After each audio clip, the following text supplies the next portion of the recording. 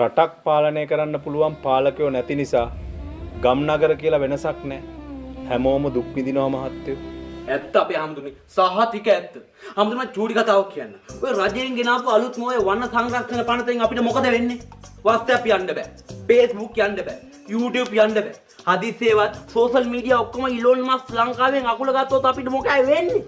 අර අපේ ගමේ විනී එකේ උන්ට එහෙම යන්නේ නමක් නැති වෙන. උන්ට ඉතින් දැනටත් යන්නේ නමක් නෑ. ඒක රැට්ටා හැම මැරෙන්නේ කණ්ඩ නැතුව. සිල්ලයට යන්නේ මේ මේකේ. සිල්ලි කිව්වත් මේක තමයි. මා චූටි දෙයක් කියන්නද? ඔව්. උඹට ට්‍රැකද?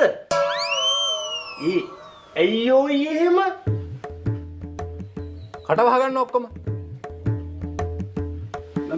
හරි හම්දුනේ හරි. මම මෙතන බස්සා වගේ කියවපගෙන වැරදි. හරි. මම චමුත්ත මහත්තයා වගේ කට වහගෙන ඉන්නකො එච්චරනේ. හරි. අයියෝ එහෙම. ඉඹත් කට වහපන්.